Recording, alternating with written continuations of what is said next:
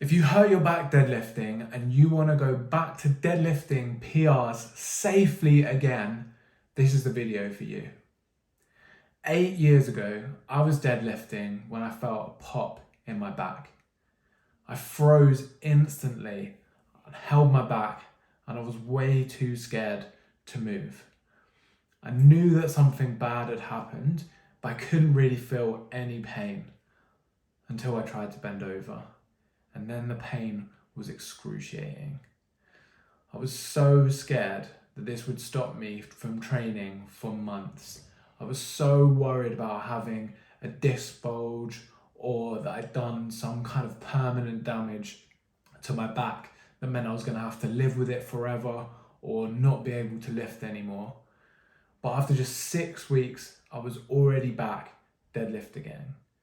And after 3 months, I competed at the University National Championships in Olympic weightlifting using my deadlifts for low back pain relief. Here's how I did it. First, I had to identify the trigger for the pain.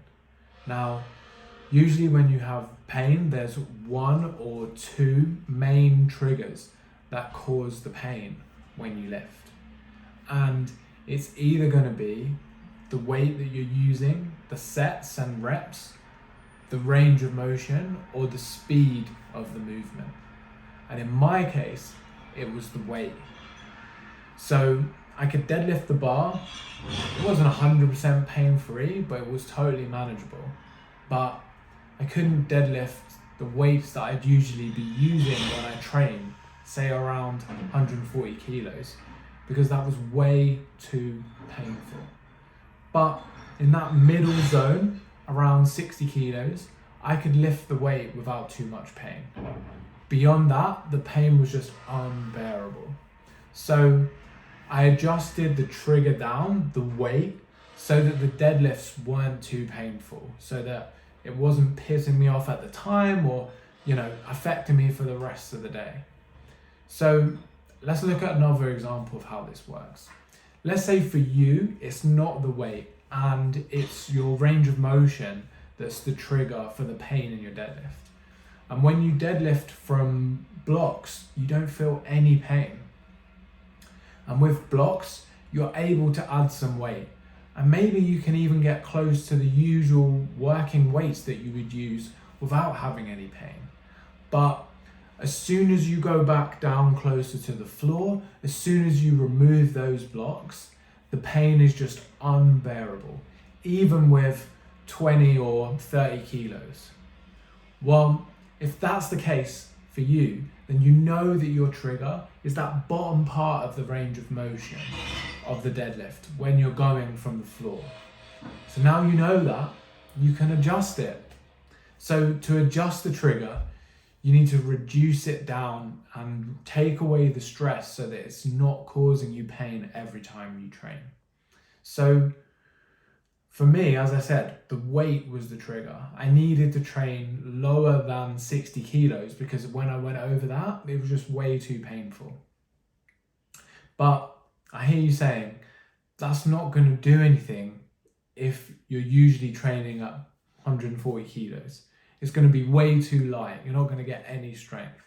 Well, don't worry, because you can also adjust the other variables to keep stressing the body and stimulating muscle growth without having as much weight on the bar. So let's say 3 sets of 3 reps at 40 kilos would be way too light for me to get any benefit from the training. But if I increase up the number of reps to 8 or 10 for 3 sets, then at 40 kilos, I can train the muscles still without pissing off the pain. And slowly over time, you can keep progressing that weight up each week as the point at which the pain comes on gets higher and higher until you eventually get back to lifting your normal weights and being able to compete. Well, that's all well and good, but what about if the range of motion was the thing that was my problem? Well, if you start with a block that's, say, 30 centimeters high, you can use the exact same principles to get stimulus. You can increase the weight to the point where it's challenging, or you can increase the reps so that even though you've got less range of motion, you can still get a good training effect into those muscles. And when you found a decent weight where it's challenging but not painful, then you can start training at that point. You found your entry point.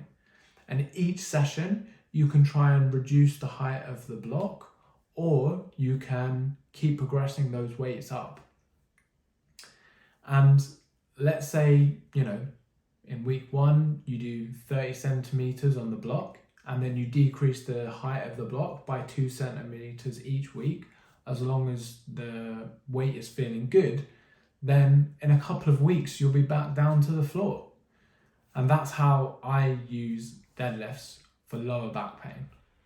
If you want help using deadlifts to get rid of your lower back pain so you can safely hit PRs without having to rest in the next 90 days, then click the link below and you can get a free training on the unique method that I've used with over 90 lifters to help them reduce their pain and safely hit PRs again.